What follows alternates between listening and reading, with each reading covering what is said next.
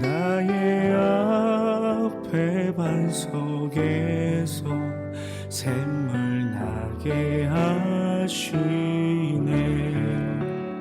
나의 갈 길 다가도록 예수 인도하시니 그의 사랑 어찌 큰지 말로 할 수 없도다. 성령 감화 받은 영혼 하늘 날아갈 때에 영영 부를 나의 찬송 예수 인도하셨네. 영영 부를 나의 찬송 예수 인도하셨네. 영영 부를 나의 찬송 예수 인도하셨네. 영영 부를 나의 찬송 예수 인도하셨네.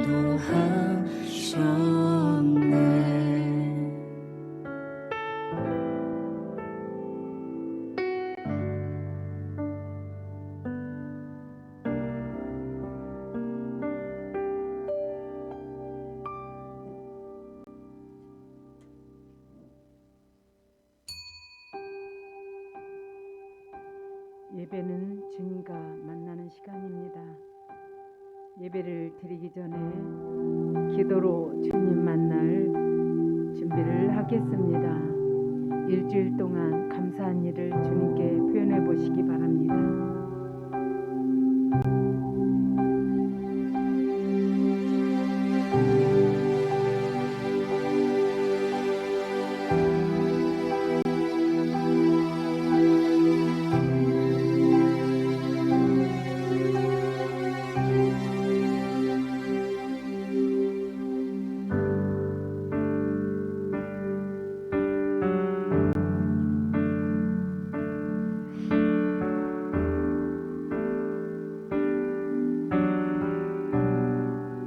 회개 기도를 드립니다.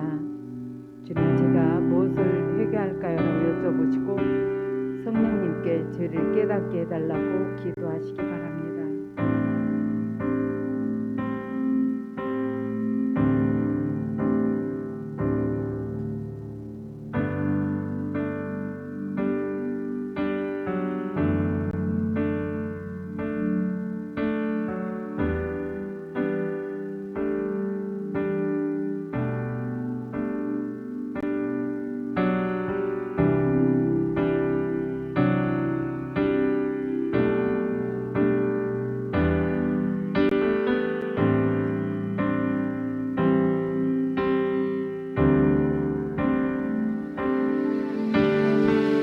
정성 기도를 드립니다. 화면에 있는 내용을 함께 읽으면서 기도합니다. 주님, 저는 답이 없습니다. 주님, 저희의 입장은 주님에게 볼수 없습니다. 주님, 시간을 저에게 주옵소서. 저를 불쌍하게 해주시고 제 생각을 내려놓습니다.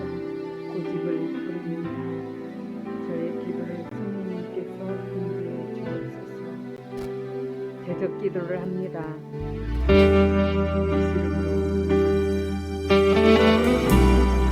예배를 해방하고 하지 못하게 방해하는 악한 영을 떠나 예수 이름으로 명한다. 성령 기도문을 공조합니다.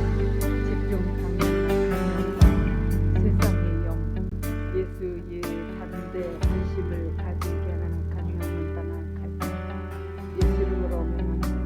불신앙과 세상 염려, 불안, 두려움도 나가갈지어다. 예수 이름으로 명한다. 교만함과 반항심, 고집, 완고한, 냉랭한 영분별 방해하고 사단이 주는 생각도 나가갈지어다. 예수 이름으로 명한다.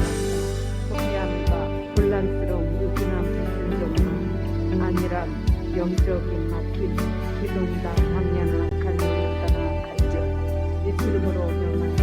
예민함과 부정적인 감정의 생각과 유도할지어다.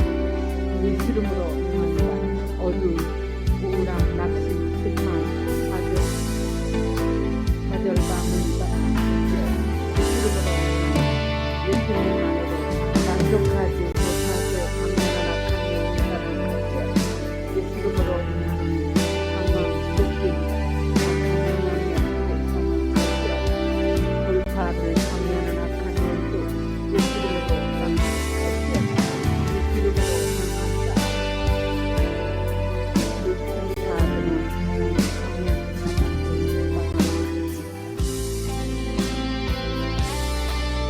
예수님의 보혈의 능력을 묵상하도록 합니다.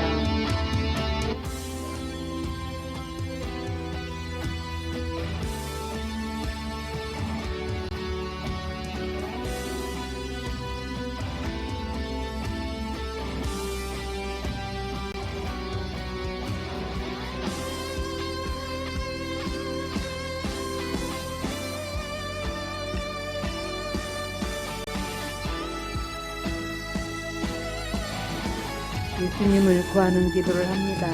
주여라고 통성으로 부르시죠. 기도합니다. 주여, 주여, 주여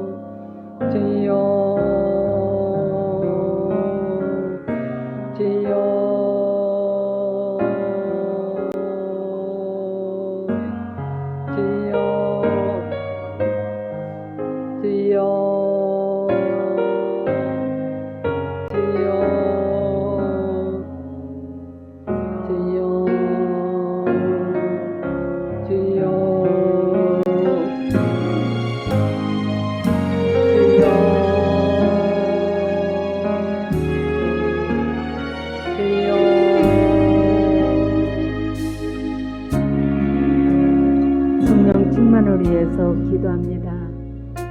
성령여 임하소서.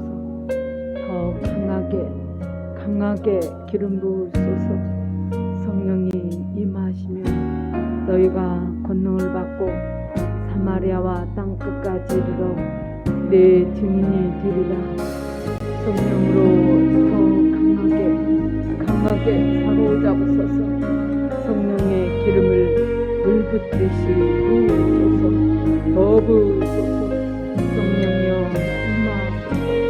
성령의 기름을 더 강하게 부으소서. 성령여 임하소서.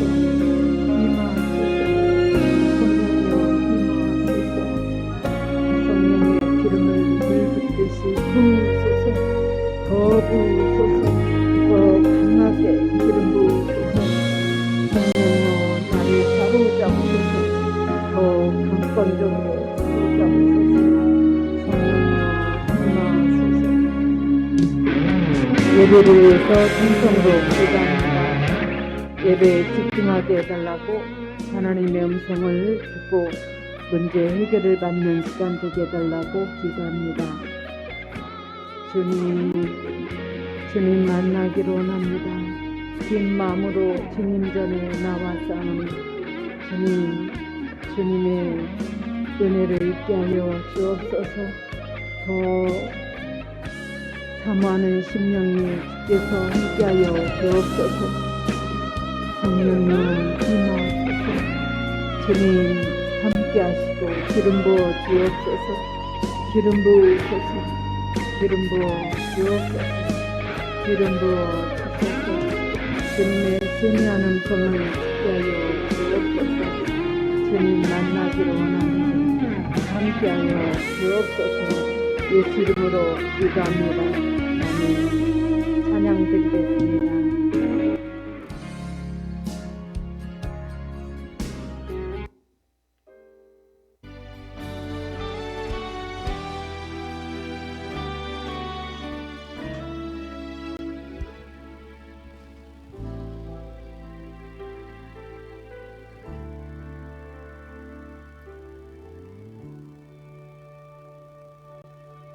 내 맘이 낙심되며 근심에 눌릴 때 주께서 내게 오사 위로해 주시네. 가는 길 캄캄하고 괴로움 많으나 주께서 함께하며 내 짐을 지시네. 그 은혜가 내게 족하네. 그 은혜가 족하네. 이 괴로운 세상 지날 때 그 은혜가 족하네.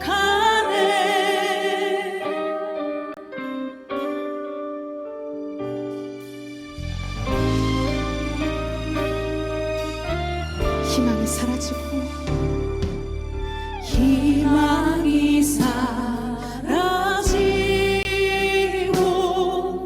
친구 날 버릴 때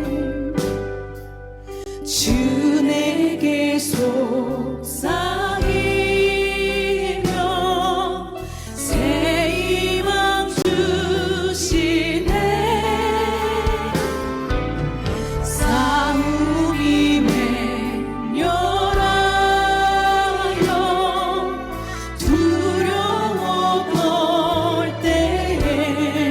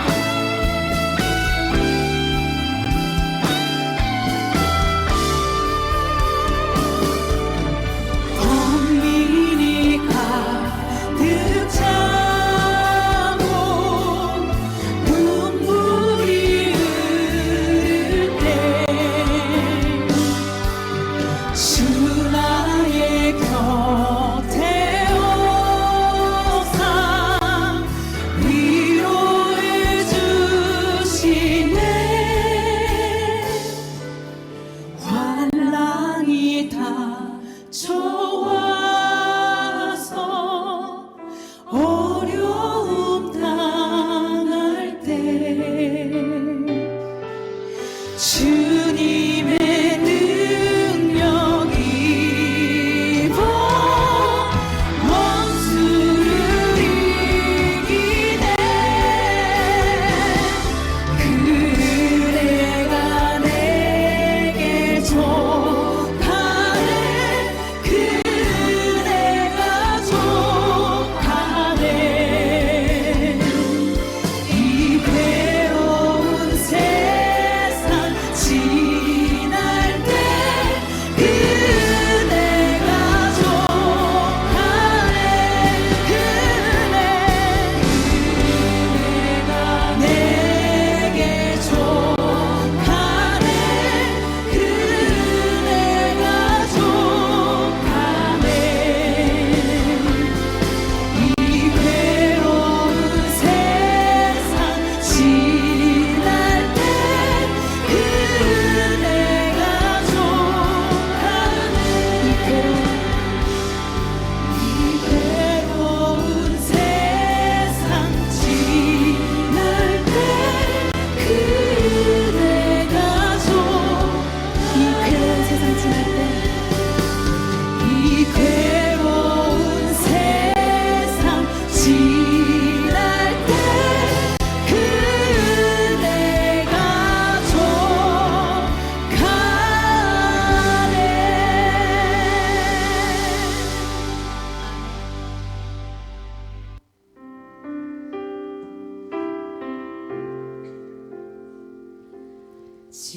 지금까지 지내온 것 주의 크신 은혜라 한이 없는 주의 사랑 어찌 이루 말하랴 자나깨나 주의 손이 항상 살펴주시고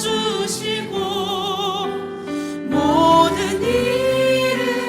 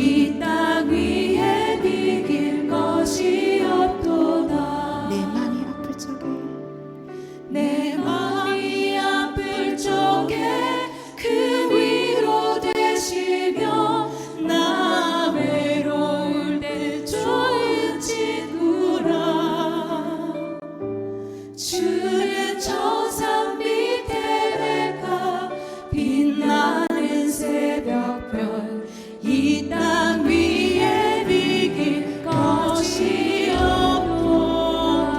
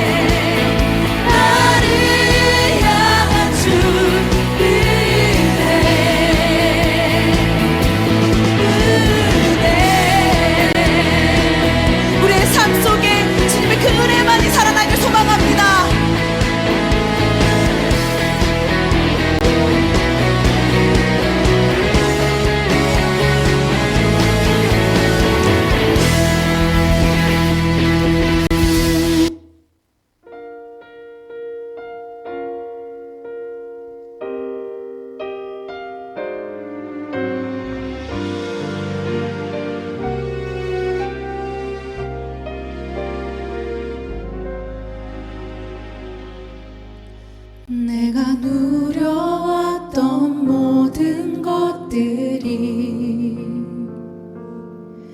내가 지나왔던 모든 시간이 내가 걸어왔던 모든 순간이 당연한 것 아니라 은혜였소. 아침 해가 뜨고 저녁에 노을 봄의 꽃향기와 가을의 열매 변하는 계절의 모든 순간이 당연한 것 아니라 은혜였소.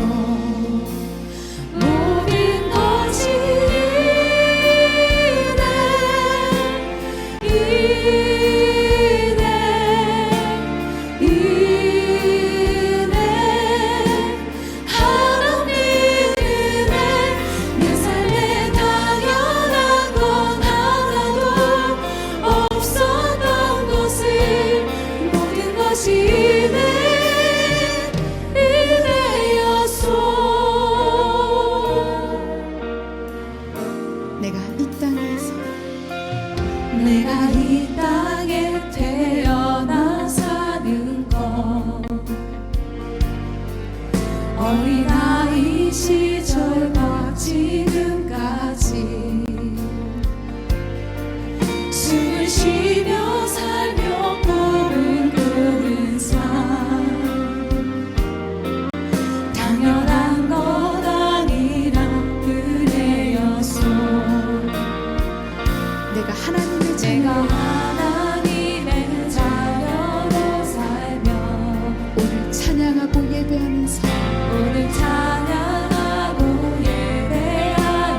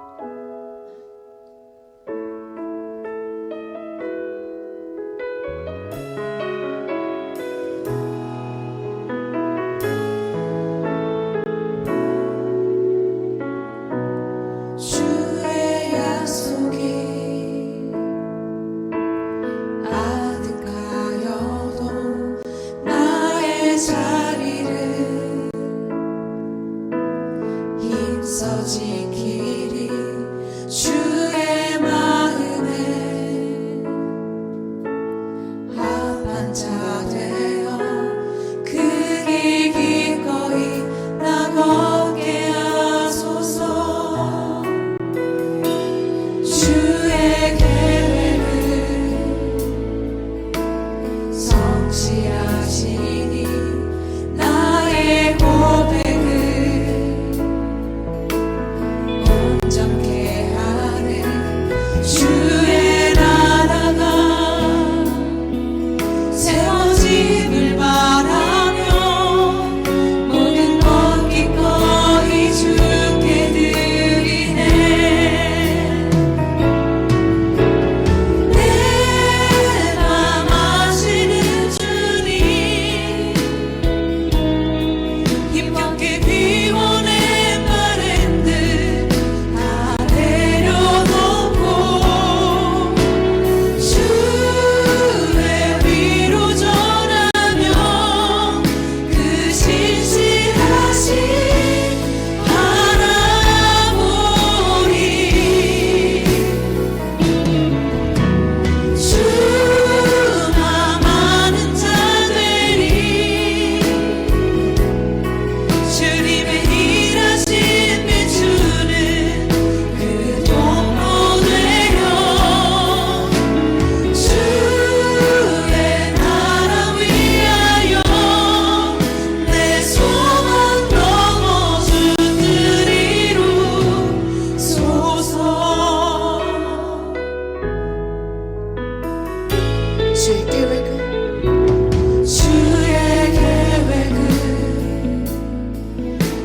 성실하시니 나의 고백을 온전케 하네. 주의 나라가 세워짐을 바라며 모든 것 기꺼이 주께 드리네. 내 맘 아시는 주님, 힘겹게 비워낸 바램들 다 내려놓고 주의 위로 전하며 그 신실하신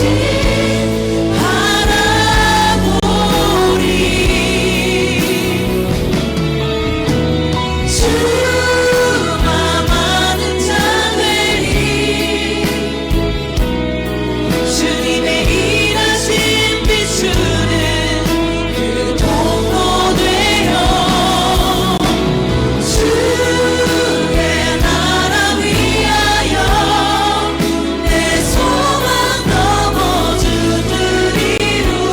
넘어주리로소서. 내 맘 아시는 주님, 내 맘 아시는 주님, 힘겹게 비워낸 바램들 다 내려놓고 주의 위로 전하며 그 신실하신 바라보리. 주만 아는 자 되리. 주님의 일하신 비추는 그 통로 되어 주의 나라 위하여 내 소망 넘어주리로소서. 이 시간 기도하기를 원합니다. 주님, 나의 존재가 나만을 위한 삶이 아니라 하나님 이 시대 가운데 나를 보내신 그 이유를 발견하게 하여 주시옵소서. 주님, 주의 마음에 합한 자로 주께서 말씀하시는 그 마음이 내 안에 있게 해달라고 이 시간 기도하며 나아갑시다. 주님,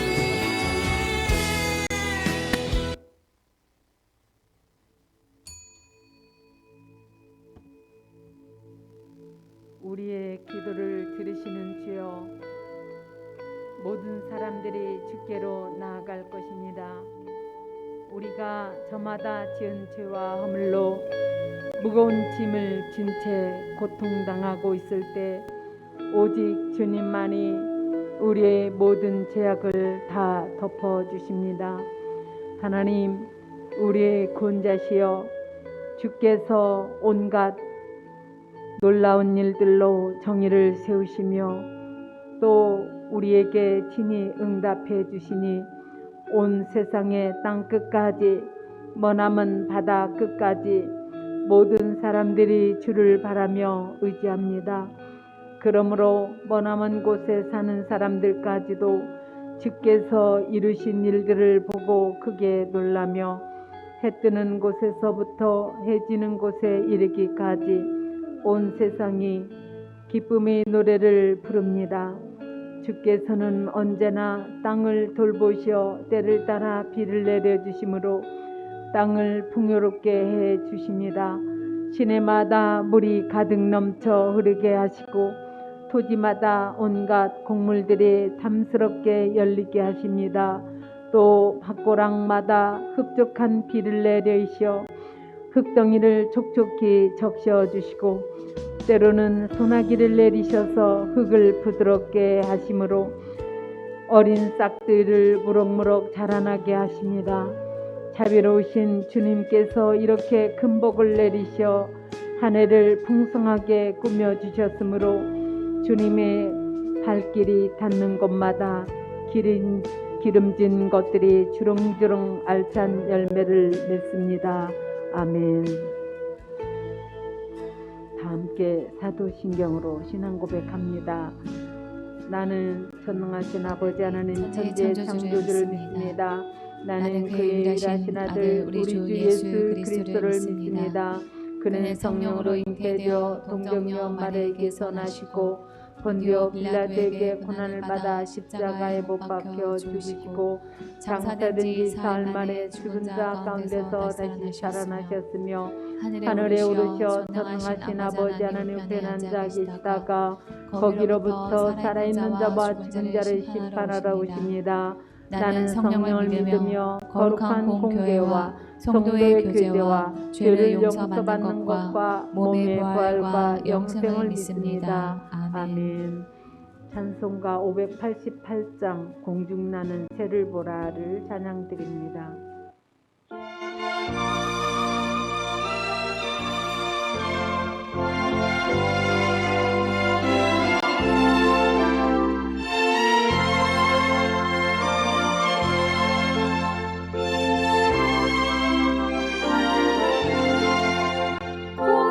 공중나는 새를 보라 용서하지 않으면 곡식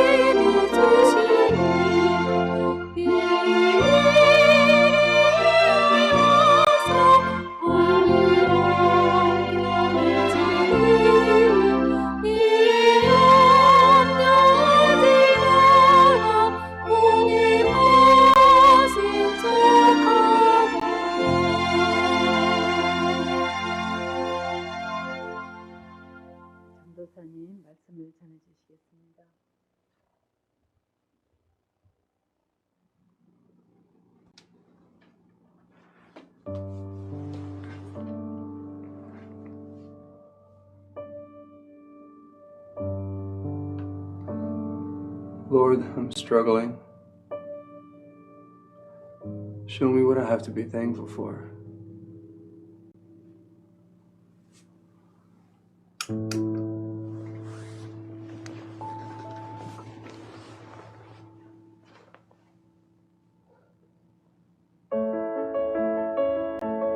Just by the way, it's not a bill, it must be 15 bills. Also on the Senate Finance Committee to get to work on a tax reform. Well, the first thing, Laramie shows that we raised the tax.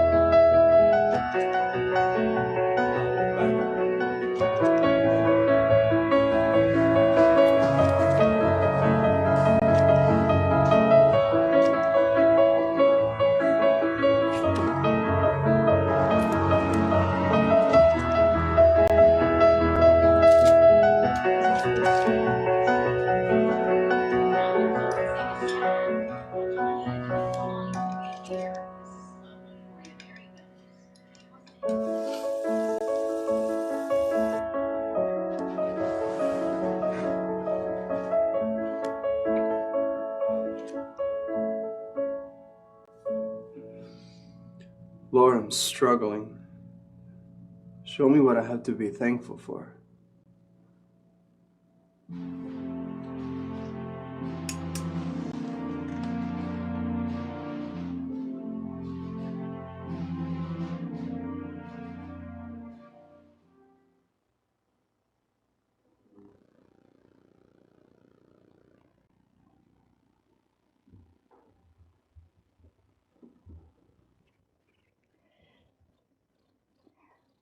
네. 우리 그 교회력에는 의무적으로 하나님께 감사를 표시해야만 되는 그런 두 가지 절기가 있습니다. 7월에 있는 맥주절과 11월의 감사주일입니다. 추수감사주일입니다. 네. 이렇게 정기적으로 감사절기를 하나님께서 우리에게 지내라고 하시는 이 명령에는 우리가 먹고 사는 이 모든 것이 하나님의 은혜로 말미암아 주어졌음에 대해서 인정하라라고 하는 그런 뜻이 있습니다.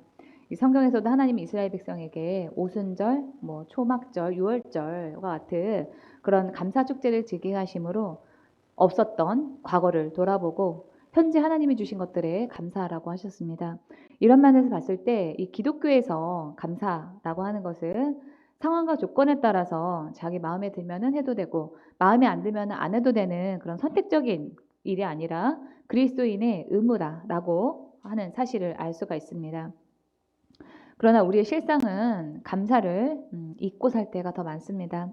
감사하고 기쁜 마음으로 즐거워하기보다도 잦은 그런 염려와 불안으로 감사를 잃어버리기가 더 쉽습니다.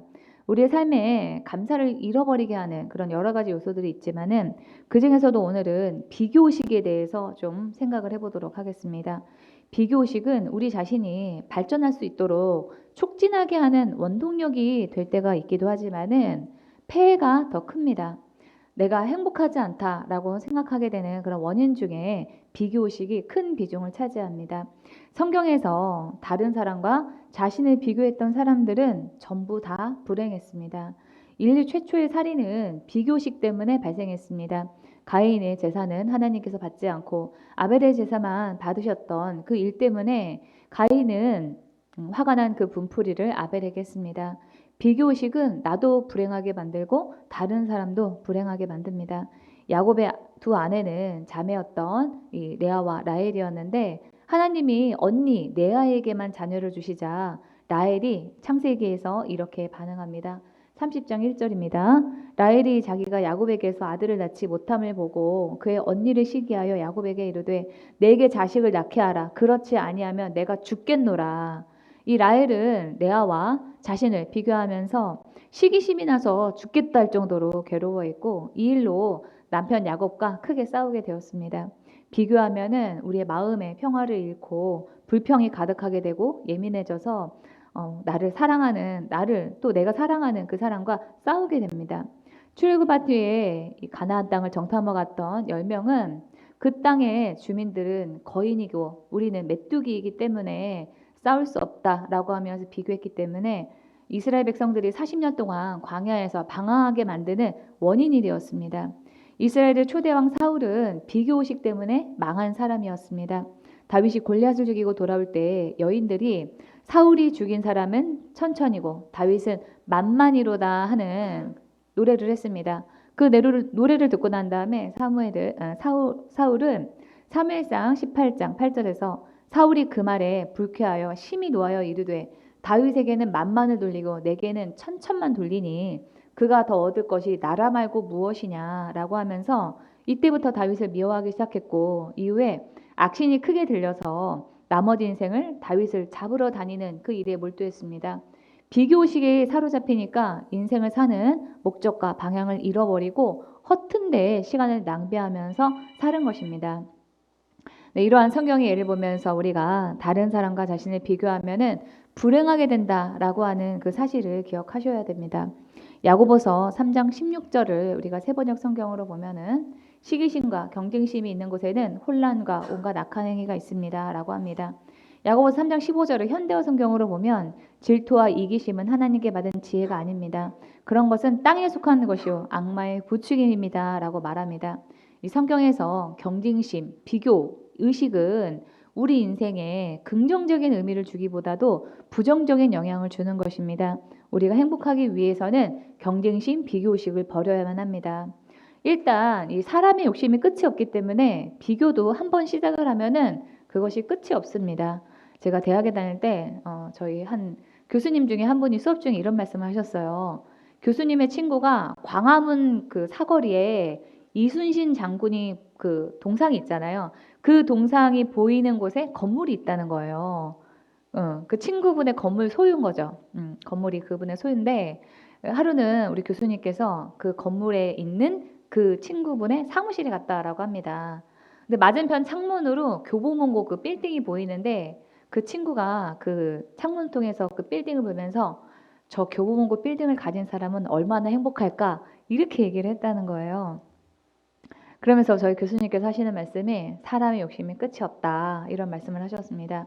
우리가 생각할 때는 광화문 사거리에 건물을 하나 가지고 있는 것만 해도 큰 부자인데 그 부자는 자기보다도 더 큰 빌딩을 가진 부자를 부러워했습니다. 우리가 마음의 부요함과 그 만족함을 가지고 있지 않은 상태에서는 아무리 많이 가져도 자신이 부족하다, 가난하다 이렇게 여길 것입니다. 마음이 가난하면은 자기 연봉이 1억이 된다고 할지라도 연봉 10억인 사람을 보면서 나는 부럽다. 저 사람에 비하면 나는 가난하다. 이렇게 생각할 것이 아닙니까? 또 비교의식이 있으면은 우리가 하나님도 옳지 않다라고 판단하게 됩니다. 하나님이 불의하다고 여기면서 하나님을 불신하게 만드는 것이 비교의식입니다. 이 마태복음에는 달란트를 종에게 맡기고 떠났던 주인의 비유가 나옵니다. 주인이 3명의 종에게 각자의 재능에 맞게 달란트를 나눠줬습니다. 이 5달란트와 2달란트를 맡겼던 종은 장사를 해서 그 돈을 2배로 불려놨습니다. 그러나 1달란트를 받았던 종은 주인에게서 받은 그 1달란트를 땅에다가 그냥 묻어놨습니다. 나중에 주인이 와서 어떻게 이 돈을 불려놨는가 하고 확인을 할 때 종은 이렇게 주인에게 말합니다. 주인이여 당신은 굳은 사람이라 심지 않은 데서 거두고 해치지 않은 데서 모으는 줄을 내가 알았으므로 이 1달란트를 받은 종은 주인을 나쁜 사람으로 뭔가 문제가 있는 그런 사람으로 단단히 오해를 하고 있었습니다. 종은 다른 사람에게는 5달란트 또는 2달란트를 주는데 왜 나만 1달란트를 주신 거야? 라고 하면서 비교했을 것입니다. 만약 이 비유에 종하고 이 한 달란트를 받은 종 한 사람하고 주인하고 딱 두 사람만 등장을 했다면은 이 한 달란트를 받은 사람의 그 태도는 달랐을 겁니다. 이 비유에서 이 한 달란트를 받은 종에 대해서 말하기 전에 두 달란트와 다섯 달란트를 받은 사람이 어떠했는가에 대해서 말을 하는 것은 한 달란트를 받은 종이 그 주인을 오해하게 되었던 그 원인이 그 앞서 두 달란트와 다섯 달을 받았던 그 사람들에게 있었기 때문입니다. 사람은 문제의 원인을 자신에게서 찾기보다도 다른 사람이나 환경의 탓이라고 탓하기가 쉬운 그런 존재입니다. 한 달란트를 받았던 종은 앞서서 다섯 달란트와 두 달란트를 받은 사람들과 자신을 비교해 보니까 자신이 아니라 주인에게 그렇게 차등해서 돈을 준 주인에게 문제가 있다고 생각하게 되었습니다. 그러나 이 한 달란트도 결코 작은 돈이 아닙니다. 당시에 장정 한 사람이 평균적으로 약 한 20년 동안은 꼬박 일을 해야만 받는 그 급여가 바로 이 한 달란트였어요. 오늘날 화폐 가치로 한 20억 정도가 되는 그런 돈이었습니다. 한 달란트를 받은 종은 자기가 받은 돈도 장사하기에 전혀 부족함이 없는 그런 돈이었는데도 불구하고 자기보다도 더 많이 받은 사람과 자신을 비교하면서 자기가 받은 돈을 그냥 묵혀놨습니다. 그리고 주인을 다시 만났을 때 주인에 대한 자신의 그 부정적인 평가를 말을 하면서 주인의 탓을 했습니다. 우리도 다른 사람과 비교하는 그 태도를 고치지 않으면 한 달란트를 받은 종처럼 하나님에 대해서도 불공평하시다, 잘못하셨다라고 생각할 수가 있습니다. 많은 돈을 벌고 생활 수준이 높아도 다른 사람이 가진 것과 비교하는 데 익숙한 그 사람은 세상 만사를 자기 잣대로 평가하면서 부정적인 시각을 가지고 살고 하나님마저도 함부로 그 자신의 잣대, 세상의 잣대로 평가를 합니다. 하나님이 나는 덜 사랑하고 저 사람은 나보다 더 사랑하셔가지고 나보다 더 좋게 더 좋은 것을 많이 주셨나 보다. 내가 받은 복은 이것밖에 안 되는데 저 사람은 나보다 더 많은 복을 받았구나 라고 하는 그 생각의 바탕에는 하나님에 대한 불신에 대한 그런 잘못된 생각이 들어있습니다. 아닙니다. 하나님은 우리 모두에게 각자에게 알맞게 주셨습니다. 저에게 우리 부모님은 제가 사랑하고 존경하는 그런 부분도 있지만 한편으로는 제가 전적으로 의지할 만하기에는 좀 부족하다 하는 그런 부분들이 있습니다. 지난주에 제가 내적 치유에 대해서 강의를 하면서 실습 시간에 이 땅에서 저의 그 부모님과 같은 분을 왜 저에게 주셨는가 하고 제가 주님께 여쭤봤어요. 그랬더니 주님이 저에게 그 부모님을 통해서 저에게 주신 것들을 그런 긍정적인 부분들을 깨닫게 해주셨습니다. 그 첫 번째는 부모님이 가진 것이 많고 힘이 있어서 부모님을 의지하고 많이 의지하고 사는 그런 사람은 저처럼 씩씩하게 세상을 사는 데 있어서 부족함이 있다는 거예요. 저는 어릴 때부터 부모님을 의지하기보다도 제 스스로 뭔가를 계속 해왔었어야 됐었기 때문에 제가 어떤 일을 도전하는 데 있어서 좀 담대하고 두려움이 없는 그런 측면이 있습니다. 또 제가 또 스스로 해야 되는 그런 일들이 많았기 때문에 제 또 스스로 하다 보니까 또 하면 되지 하는 그런 자신감이 제 안에 있어요. 저의 형편에서는 제가 부모님을 의지하기보다도 하나님을 더 의지할 수밖에 없었기 때문에 오히려 어떤 영적인 부분, 신앙적인 부분에서는 그것이 더 훨씬 유익한 그런 점이었습니다. 그리고 주님께서 저에게 또 그렇더라고요. 어차피 부모님은 자녀보다 일찍 죽어서 부모님을 의지하던 사람들은 그 상실감이 큰데 저 같은 경우에는 그런 부모님을 많이 의지하던 그런 사람들보다는 그 상실감이 좀 덜할 거다. 그렇게 말씀을 하시더라고요. 나이를 먹어가지고 의지할 존재가 없어지면 그게 더 힘들다. 그러면서 오히려 주님께서 저를 위로해 주셨습니다. 그렇게 제가 들어보니까 하나님이 저의 성향과 체질에 딱 맞는 그런 부모님을 주셨구나라는 그런 생각에 제가 감사하게 되었습니다. 시편에서는 하나님이 우리에게 주신 것들은 줄로 지어서 주셨다 이렇게 말씀하십니다. 시편 16장 6절을 보시면은 내게 줄로 죄어준 구역은 아름다운 곳에 있으며 나의 기업이 실로 아름답도다 라고 말씀하십니다. 하나님이 우리에게 줄로 재어서 주실 만큼 모든 것을 고려해서 신중하게 우리에게 알맞게 주셨다는 거예요. 하나님이 주신 모든 것이 다 완벽합니다. 우리를 남보다 못한 환경에서 존재하도록 하고 나를 남보다 못한 모습으로 살게 하신 하나님이신데 그 하나님의 결정을 우리가 받아들이지를 못하고 만족하지 못하는 사람은 하나님과의 관계가 옳은가 그것을 돌아보셔야 됩니다. 하나님과의 관계는 우리가 하나님이 하신 일에 동의하고 내가 하나님 앞에서 소중하고 의미 있는 존재라는 것을 깨닫는 데서 거기에서부터 우리의 신앙이 시작을 합니다. 그렇다면 우리는 비교의식을 어떻게 바꿔야만 할까요? 첫 번째로 우리는 비교의 그 대상을 바꾸셔야 됩니다.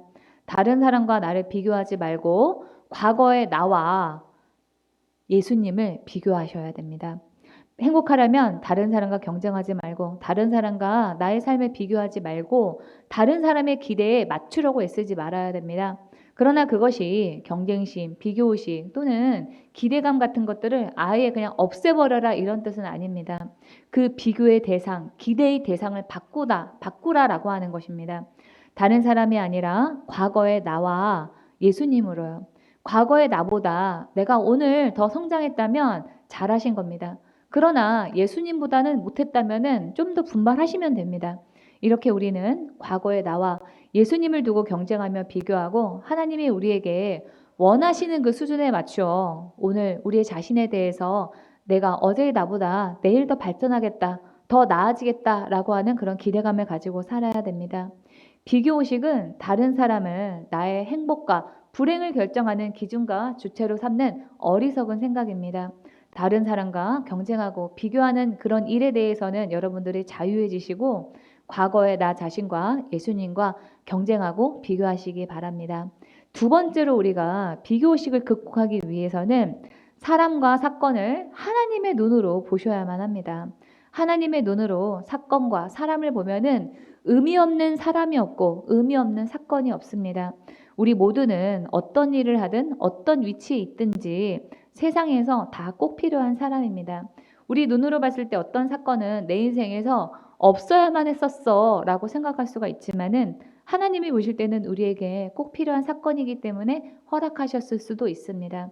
특별히 우리가 주의해야 되는 거는 사람을 경제적인 어떤 효용 가치로 판단을 하는 겁니다. 돈이 되는 사람과 안 되는 사람, 도움이 안 되는 사람과 도움이 되는 사람, 효용 가치가 있다고 생각하는 사람, 없다고 생각하는 사람, 이렇게 나눠서 생각하는 그런 시각 자체가 문제가 있다는 거죠. 그래서 쓸데가 없다라고 생각하는 그런 어떤 사람에 대해서 그렇게 생각하는 그런 생각 자체가 문제가 있습니다. 예수님에게 제자들은 나중에 다 배신할 그런 사람들이었습니다. 예수님의 은전 30에 밀고 했던 가롯 유다부터 시작해서 예수님을 가장 열심히 따라다녔다라고 하는 베드로마저도 예수님을 3번 부인하지 않습니까? 하나님의 눈으로 보면은 이 예수님의 제자들은요, 쓸만한 사람들이 많지가 않습니다. 다 도움이 안 되는, 예수님에게 도움이 안 되는 그런 존재였지만은 예수님께서는 그런 사람일지라도 끝까지 사랑하셨습니다. 내 옆에 있는 모든 사람이 다 소중합니다. 천국에서는 가장 작고 가치가 없다 싶은 사람이 가장 존중을 받는 그런 곳입니다. 예수님은 잃어버린 한 마리의 그 양 때문에 나머지 99마리를 그냥 산에 내버려 두고 찾아 나선다라고 말씀하셨습니다. 우리를 위해서 예수님이 십자가에 달려 죽으셨습니다. 그렇게 우리 모두가 하나님과 예수님에게 계산이 되지 않는 그런 사랑을 받은 존재들입니다. 그래서 우리도 사랑할 때는 계산을 해서는 안 됩니다. 계산하는 그 순간 우리가 사람을 잃게 됩니다. 그래서 사람 그 자체보다도 그 사람이 가진 효용성을 보기 시작을 하면은 거기에는 사랑이 없다라고 하는 것입니다. 더 큰 문제는 우리가 사람을 세상에서의 그 인정가치, 효용가치로 판단하면서 우리 자신에 대해서도 그렇게 본다는 사실입니다.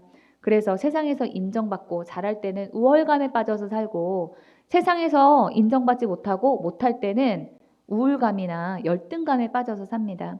자기가 하나님에게 어떤 사랑을 받는 존재인지를 모르는 사람은 세상에서 가진 것과 인정받는 것에서 의미를 찾으려고 하고 다른 사람과 자신을 비교하기 때문에 우리는 나 자신이 하나님과의 관계에서 어떤 사람인가를 볼 줄 아셔야 됩니다. 우리를 향한 그 하나님의 마음이 아가서에 잘 나타나 있습니다. 아가서 4장 7, 9절을 보시면은 나의 사랑이여 그대는 정말 아름다워 그대에게는 흠 하나 없네 나의 누이 나의 신부여. 여기서 누이는 친밀한 여성에 대해서 말하는 그런 단어입니다. 그대가 나의 마음을 훔쳤소. 그대는 그대 눈짓 한 번에 그대 보석 목걸이에 그만 반했소 라고 말합니다.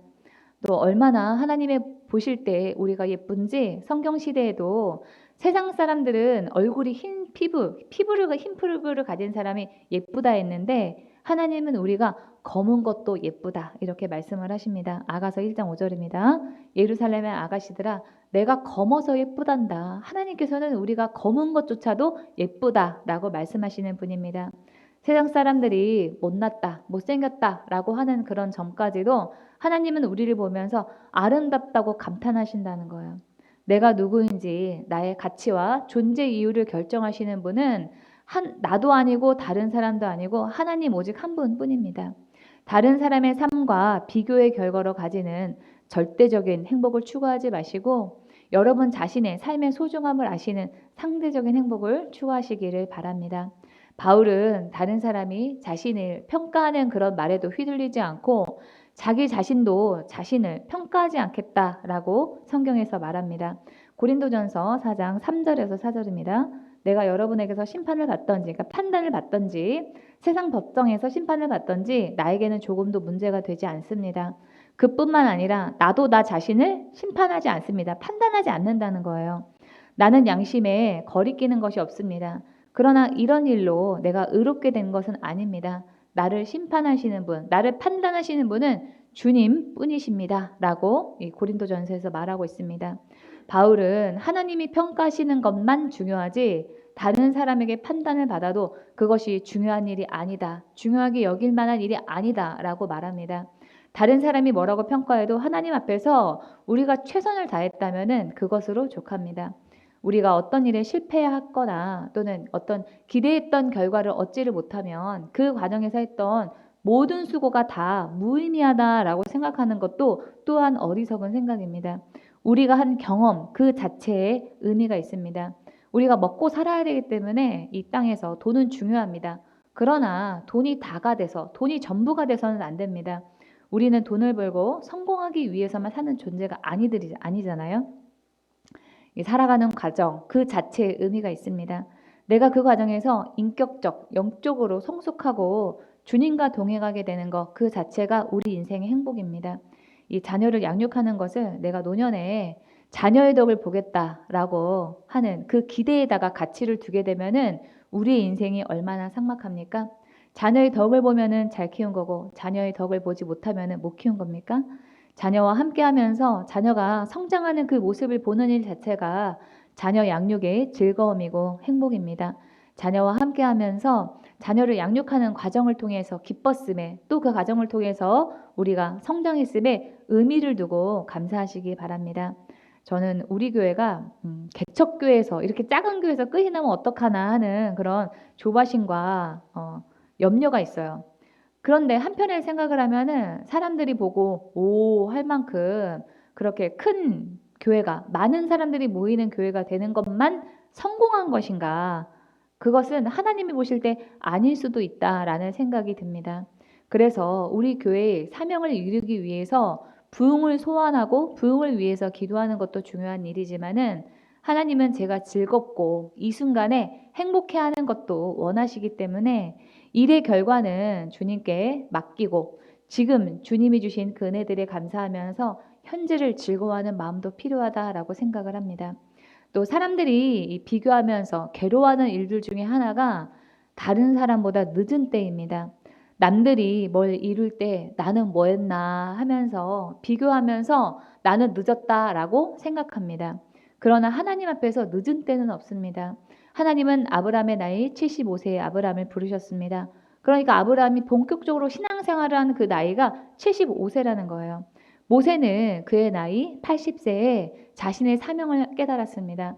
여호수아는 92세에 가나안을 정복했고 갈렙은 45년을 기다려서 85세에 땅을 주리라 라고 했던 그 약속의 실현을 보았습니다. 하나님이 우리의 각자의 삶에 예정하시는 하나님의 때가 있고 다만 아직 우리는 때가 되지 않았을 뿐입니다. 여러분의 인생에 대해서 세상의 기준으로 평가하며 실망하지 말고 포기하지 마십시오. 하나님이 우리에게 맞는 재능과 때와 삶을 주셨다고 믿어 의심치 말아야 됩니다. 하나님이 우리의 인생을 불공평하게 취급하며 불의하게 이끌어 가신다라고도 생각하지 마십시오. 하나님은 선하셔서 우리에게 알맞은 때와 분량을 주셨습니다. 세 번째로 우리가 비교의식을 극복하기 위해서는요. 세상에 속한 것보다 영원한 것에 초점을 맞추면서 사셔야 됩니다. 우리가 비교의식을 느끼는 그 바탕에는 세상적인 요소들이 있습니다. 세상의 것을 내가 좀 더 누리면서 살아야 되지 않나. 다른 사람이 누리는 거는 나도 좀 누려보면서 살아야 되지 않나 하는 그 마음이 있기 때문에 우리가 비교의식으로 괴로운 것입니다.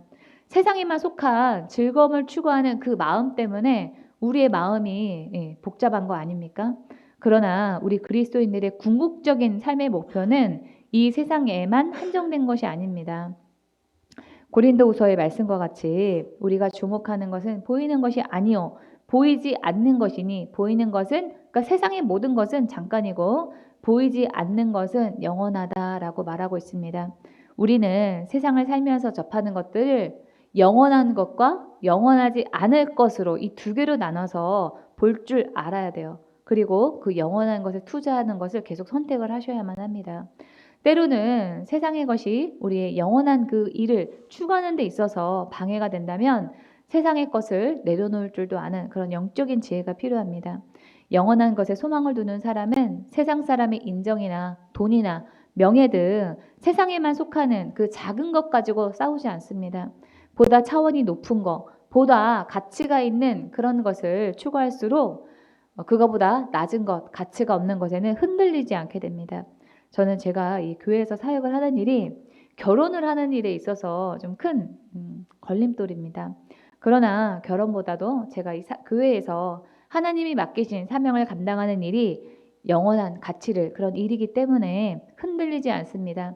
하나님이 주실 상급과 제가 세상에 살면서 가지지 못한 것들을 비교를 해보니까 그게 그렇게 중요한 게 아니더라고요. 바울은 빌립보서 3장에서 말합니다. 나는 내게 이루었던 것은 무엇이든지 그리스도 때문에 해로운 것으로 여기게 되었습니다. 우리 8절부터 좀 다 함께 큰 소리로 읽어볼까요? 시작. 그뿐만 아니라 내 주 예수 그리스도를 아는 지식이 가장 고귀함으로 나는 그 밖의 모든 것을 해로 여깁니다. 나는 그리스도 때문에 모든 것을 잃었고 그 모든 것을 오물로 여깁니다. 나는 그리스도를 얻고 그리스도 안에 있는 사람으로 인정받으려고 합니다. 라고 했습니다. 여러분이 지금 다른 사람과 이 가진 것과 이룬 것을 비교하면서 아쉬워하는 것, 그것이 우리가 영원한 삶을 사는 데 있어서 얼마나 가치가 있는 일인가 그것을 생각해 보시기 바랍니다. 영원한 삶을 사는 일에 있어서 의미가 없고 그 생각이 도리어 현재를 사는 내가 불행하다라고 느끼게 만드는 그런 요소가 된다면은 과감하게 버리시고 하나님이 영원하다라고 생각하시는 것에 시간과 물질을 투자하시기 바랍니다. 네 번째로 우리가 비교의식을 극복하기 위해서는 하나님 앞에서 자신의 삶에 대한 확신을 가지는 일에 최선을 다하는 것입니다. 자기 인격에 대한 확신, 자기가 하는 그 일에 대한 확신, 내가 하나님 앞에서 최선을 다해서 헌신하며 살아왔다라고 하는 확신을 가진 사람은 쉽게 주눅들지 않습니다. 나 자신이 하나님 앞에서 명품이다라고 하는 확신이 있기 때문에 세상의 것이나 세상에서 인정받는 그런 일에 목마르지 않게 됩니다. 그것은 내가 내 능력과 힘으로 나의 그런 필요와 소원을 이룰 수 있다라고 하는 자만심에 기반한 게 아니에요. 바울은 빌립보서 4장 13절에서 내게 능력 주시는 자 안에서 내가 모든 것을 할 수 있다 이렇게 말했습니다. 바울에게는 나의 모든 필요와 소원에 내가 주도적으로 반응할 수 있다라고 하는 그 자신감이 있었는데요. 그 바탕에는 내가 혼자가 아니고 하나님과 연결된 존재다라고 하는 그런 확신 위에서 바울이 최선을 다했기 때문에 자신에 대한 자존감과 자신감이 있었던 겁니다. 그러나 이 하나님을 바탕으로 한 이 자신감과 자존감이 없는 사람은 자신의 삶에 확신이 없기 때문에 불안할 수밖에 없어요. 열심히 살고 아무리 가진 것이 많아도 물질은 한계가 있고 언젠가는 사라질 것이기 때문에 가진 것이 없는 그런 사람들보다도 더 불안해할 수가 있습니다. 그러나 하나님을 자신의 근원, 자신의 이 바탕으로 여기는 그 사람은 어떤 상황 속에서도 자족할 수 있고 내가 아무리 없어도 다시 시작할 수 있다라고 하는 자신감이 있습니다. 우리가 하나님 앞에서 할 수 있다. 그 할 수 있는 그런 우리의 최선을 다했다면은 그것으로 족합니다. 하나님은 우리에게 완벽함을 요구하시는 그런 분이 아니라 우리가 하나님이 원하시는 방향이 무엇인가 그거를 알고 그 방향으로 가려고 하는 태도를 보십니다. 그 나머지는 내가 이룰 몫이 아니라 하나님이 하실 하나님의 몫이에요. 그렇게 우리가 하나님 앞에서 자기가 받은 목에 충실하면서 감사할 때 우리는 비교의식과 시기심을 이길 수 있습니다. 하나님께서 우리 각자에게 맡기신 사명이 있고 그것을 감당할 수 있는 역량 또한 부어주었습니다. 우리는 자신에게 주어진 길만 열심히 달려가면 됩니다. 그것을 절대의식이라고 하고 다른 사람을 계속 바라보는 것을 비교의식이라고 합니다. 내가 할 길 가기에만 충실하기도 바쁜데 뭐하러 다른 사람까지도 신경을 쓰면서 사십니까? 우리는 우리에게 주어진 삶에 충실하고 다른 사람에 대해서는 서로의 역할을 인정하면 됩니다. 고린도전서에서는 몸은 하나의 지체로 되어 있는 것이 아니라 여러 지체로 되어 있습니다. 그렇죠. 가정이든 사회든 교회든 각각 그 맡은 역할이 다 다르고 다 다른 그런 존재들이에요. 온몸이 다 눈이라면 어떻게 됐겠습니까? 온몸이 다 귀라면 어떻게 냄새를 맡겠습니까? 그래서 하나님께서는 우리를 각자 다 다른 환경에서 다른 역할로 다른 사명으로 살 수 있도록 다 각자 다르게 창조를 하셨습니다. 그래서 우리가 다 다르기 때문에 다른 사람은 한 사람도 나와 같은 사람이 있을 수가 없어요. 나와 같은 사람이 없으니까 비교의 대상도 될 수 없습니다. 다른 사람을 경쟁 상대로 보고 비교 의식을 가지게 되면은 그 사람은 우리의 적이 됩니다. 다른 사람은 비교할 대상이 아니라 그 사람이 가진 좋은 점을 배울 대상이고 사랑할 대상일 뿐입니다. 그래서 빌립보서 2장 3절에서 바울은 권면합니다. 무엇을 하든지 경쟁심이나 허영으로 하지 말고 겸손한 마음으로 하고 자기보다 서로 남을 더 낮게 여기십시오. 이 사울과 요나단에게 다윗은 정적으로 그들의 왕권을 위협하는 그런 존재였습니다. 그러나 이 다윗을 대하는 그 사울의 태도와 요나단의 태도는 달랐습니다. 앞서 말씀드렸던 바와 같이 사울은 다윗을 시기하며 미워하고 죽이려고 했지만 요나단은 다윗을 사랑했기 때문에 자신의 능력과 다윗을 비교하지 않고 다윗을 인정해 주었습니다. 요나단이 다윗을 사랑해서 자기가 왕자임에도 다윗을 경쟁의 대상자로 보지 않았던 일과 같이 우리가 다른 사람을 사랑하게 되면은 비교하지 않게 됩니다. 어떤 사람에 대해서 비교하는 마음, 경쟁심이 드는 것은 그 사람을 진심으로 사랑하는 그런 마음이 없기 때문입니다. 자녀가 잘 나간다고 해서 자녀에 대해서 질투하는 그런 부모는 없잖아요. 네, 5번째로 우리가 비교의식을 버리려면은 우리의 시선을 낮은 데 두면은 됩니다. 행복해지려면은 우리의 마음이 낮은 곳으로 향하고 있어야 됩니다. 이 물을 마실 때 나는 왜 이 싸구려 생수를 마시나 라고 생각을 하면은 불행하지만 흙탕물이라도 마실 수밖에 없는 지구 어딘가에 그 사람들을 생각을 하면 맑은 물 마시는 것 하나만으로도 감사합니다. 나보다 잘 사는 사람을 보면은 아무리 많은 것을 가졌을지라도 빈곤함을 느낄 수밖에 없습니다. 나보다 잘 사는 사람과 어울리면은 분발하면서 내 생활의 수준은 조금 더 올라갈지는 몰라도 마음에는 계속 가난함이 있을 것입니다. 이전보다 조금 더 잘 살아서 내가 불행하다는 그런 마음이 든다면은 그 잘 사는 게 무슨 의미가 있겠어요. 디모데전서에서는 남보다 더 잘 살려고 욕심을 내지 마라 라고 말합니다. 디모데전서 우리 6장의 말씀 다 함께 소리내서 읽어보겠습니다. 부하려 하는 자들은 시험과 올무와 여러 가지 어리석고 해로운 욕심에 떨어지나니 곧 사람으로 파멸과 멸망에 빠지게 하는 것이라. 돈을 사랑함이 일만하게 뿌리가 되나니 이것을 탐내는 자들은 미혹을 받아 믿음에서 떠나 많은 근심으로 자기를 찔렀도다. 이 남보다 더 잘 사는 사람이 되려고 하지 말고 하나님 앞에서 행복한 사람이 되는 것을 추구하시기 바랍니다. 이 행복은 소유에서 오지 않습니다. 작은 것이라도 만족할 줄 아는 그 마음에서 옵니다. 예수님은 마태복음에서 8복, 8가지 복이 있는 사람에 대해서 말씀하셨습니다. 복은 무엇을 가지고 있는가, 무엇을 이루었는가에 달려 있는 것이 아니라 우리의 마음 상태에 달려 있습니다.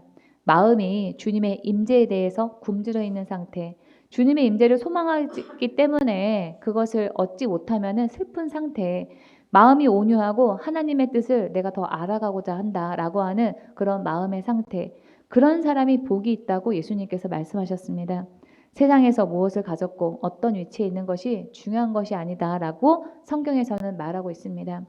여섯 번째로 우리가 비교의식을 버리려면은 세상의 모든 것에는 양면성이 있다는 사실을 기억하셔야 됩니다. 제 친구 중에 학교 다니면서 내내 한 번도 학비 걱정을 해본 적이 없고, 또 결혼하고 평수를 넓혀서 이사를 갈 때도 엄마한테 전화해가지고 엄마 나 1억만 하면 되는 그런 친구가 있습니다. 그런데 그 친구의 소원 중에 하나가 해외로 이민 가서 사는 거였어요. 그래서 제가 나중에 그 이유를 제가 듣게 되었는데 엄마한테 멀리 떨어져서 살고 싶어서 그랬다라고 했습니다. 우리가 부러워하는 사람은 우리가 부러워하는 것을 가졌을지는 모르지만 그것은 그 사람의 겉모습, 보이는 모습일 불과할 뿐일 수도 있습니다.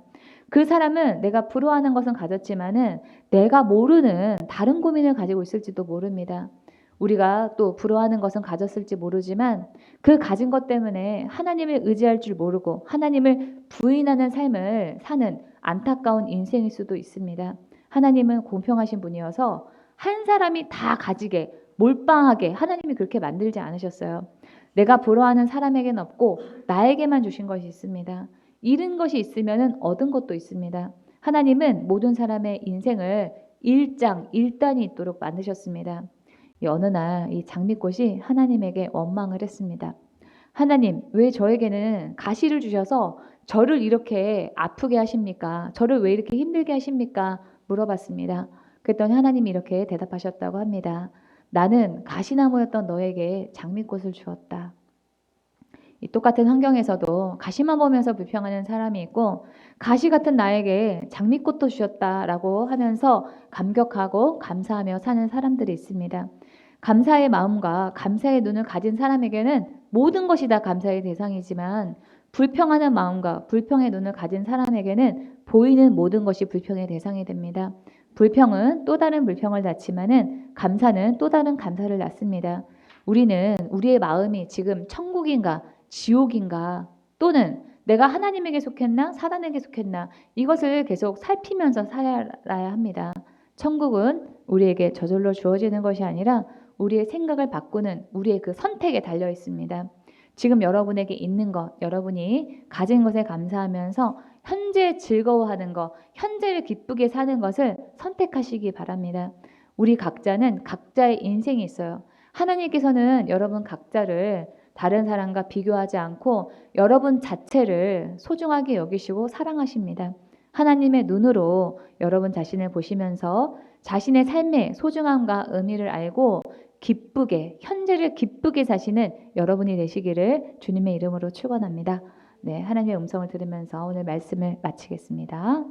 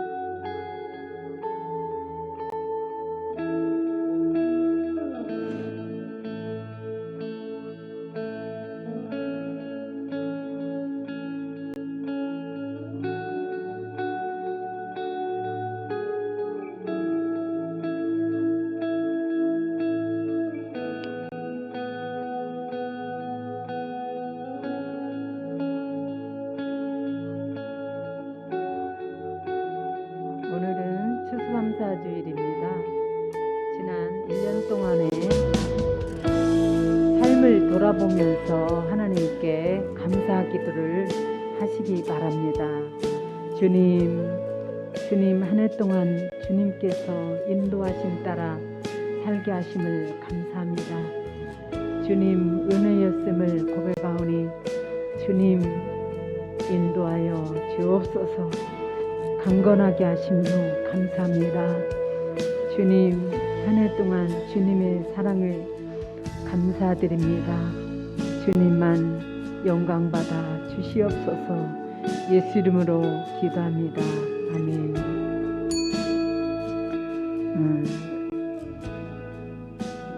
이 시간은 제가 기도하겠습니다. 추수 감사주의를 보내면서 우리의 모든 삶을 돌아보니 우리가 주님이 주신 것, 누리고 있는 것에 감사하기보다는 없는 것을 보며 불평이 더 많았음을 회개합니다. 주님께 기도하며 맡기기보다 내 인생을 내가 책임져야 한다는 불신앙으로 염려와 낙심 속에서 살았습니다. 다른 사람이 가진 것을 부러워하며 나의 삶뿐만 아니라 다른 사람의 삶까지도 세상의 가치관으로 함부로 판단했습니다. 하나님의 시선으로 사람과 사건을 보기보다 나의 생각과 세상의 기준으로 보며 부정적인 평가를 내리면서 하나님조차 불신했습니다. 다른 이를 섬기고 나누기보다 내가 더 가지기를 위해 애썼던 부끄러운 모습도 있었음을 고백하오니 은혜를 베풀어 주옵소서. 이 시간에 우리의 죄를 주님의 보혈로 정결하게 씻어 주시고 주님의 시선으로 나 자신과 세상의 사람을 보는 눈을 열어 주시옵소서.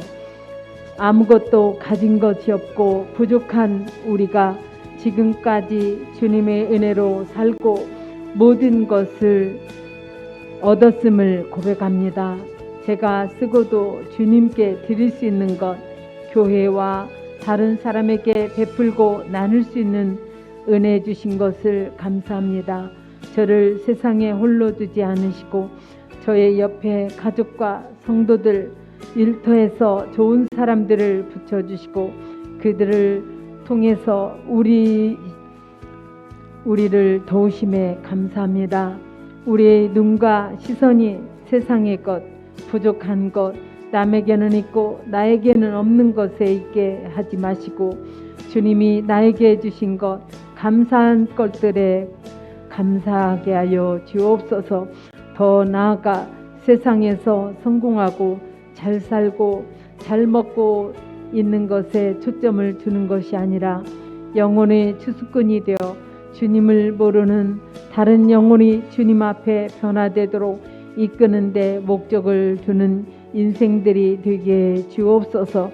다른 영혼의 구원에 나태했던 모습을 버리고 날마다 생명의 복음을 선한 말과 행실로 전하는 자가 되게 하여 주옵소서.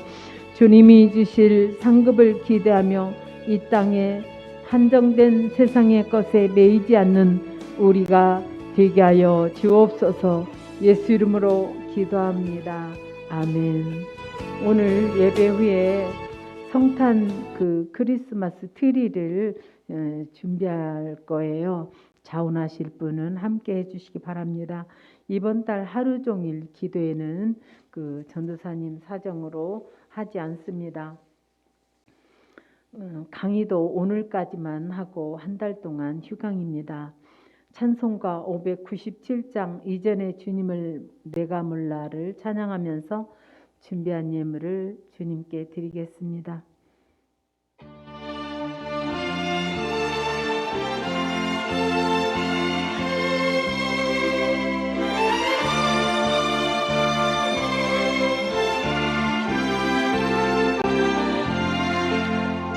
이전에 주님을 내가 몰라 영광의 주님을 비방해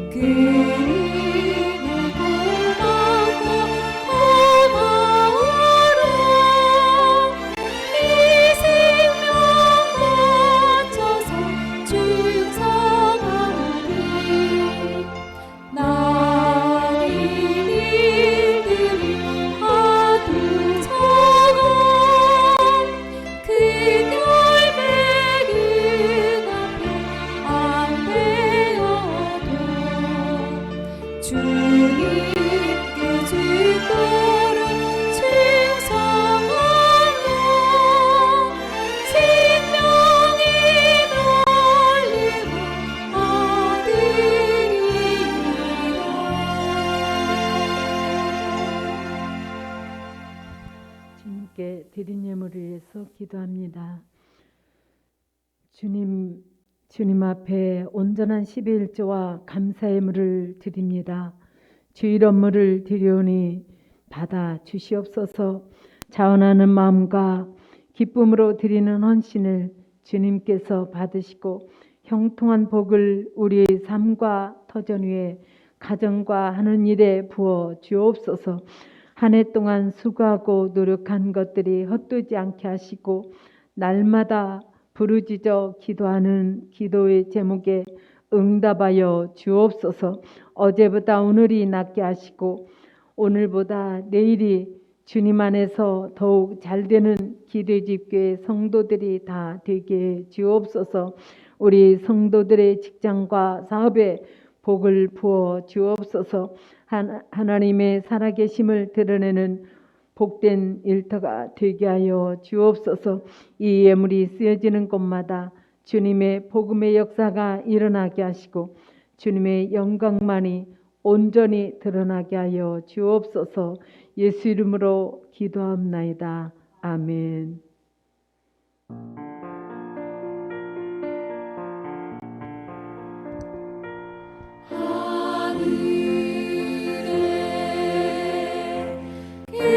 계신 아버지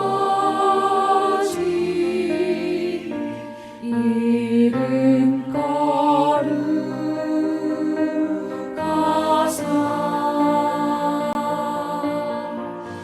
주님 나라 임하시고 뜻이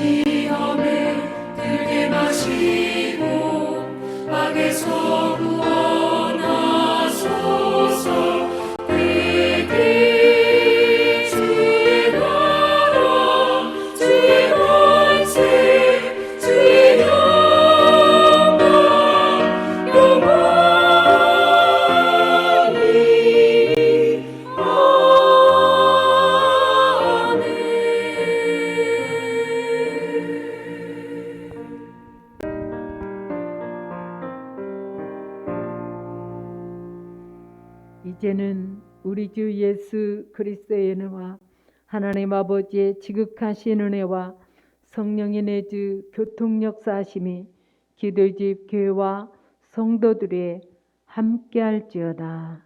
아멘.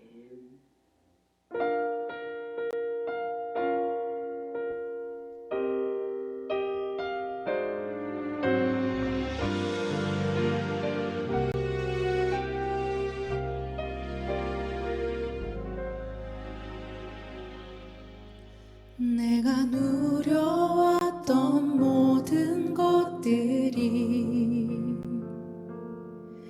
내가 지나왔던 모든 시간이 내가 걸어왔던 모든 순간이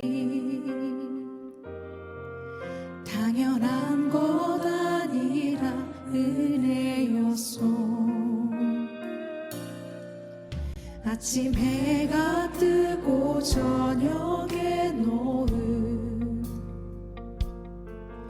봄의 꽃향기와 가을의 열매 변하는 계절의 모든 순간이 당연한 것 아니라 은혜였소.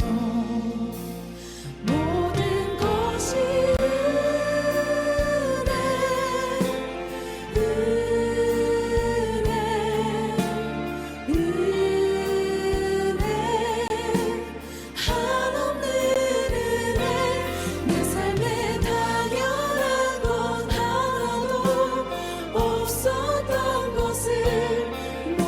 것이 은혜였소. 내가